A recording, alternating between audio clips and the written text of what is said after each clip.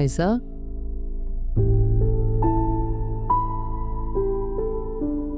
आयशा, अरे बेटा यहाँ ऐसे क्यों बैठी हो? कि हनाया ने फिर से तो नहीं कुछ कह दिया तुम्हें? मुझे नाया की बातों पर इतना गुस्सा नहीं आता जितना आशिर और इशिल को एक साथ देखकर आता है। अरे ये क्या कह रही हो तुम? और आपको क्या जरूरत थी? कल रात इशिल की बात पर उसका साथ देने की क्या जरूरत थी आपको? आयशा, क्या आयशा? क्या आयशा?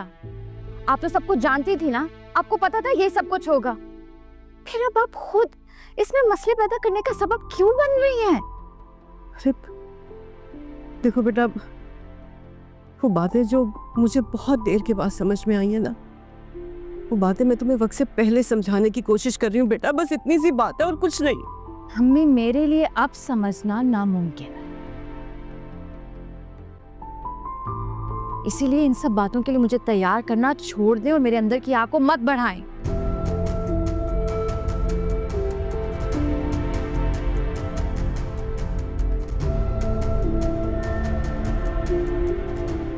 मेरा मकसद क्लियर है, मुझे इक़्तिदार चाहिए,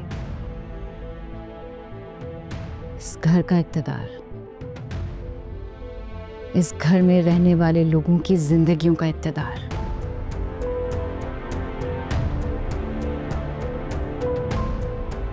और मेरे मकसद में दो लोग खलल डाल रहे हैं, एक आपकी बेटी और एक इशिल।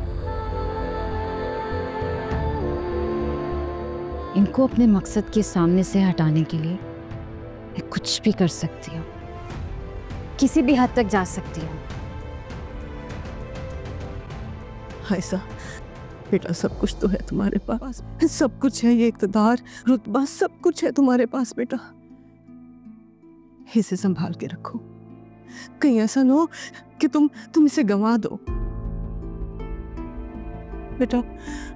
देखो, इक़्तिदार हासिल करना तो बहुत आसान बात है, मेरी जान, इसको संभाल के रखना बहुत मुश्किल है। अब देखो, हसद की नजरों में ना तुम बहुत अच्छी हो। मैं नहीं चाहती बेटा कि ये छोटी छोटी बातें करके तुम उसकी नजरों में बुरी बन जाओ। कभी कभी बेटा माओ को भी समझने में देर हो जाती है बेटा, जैसे मुझसे हो गई। आयशा बेटा, जिस तकलीफ से मैं गुजरी हूं, मैं तुम्हें उस तकलीफ से बचाना चाहती हूँ। सबके साथ साथ आपको क्या हो गया?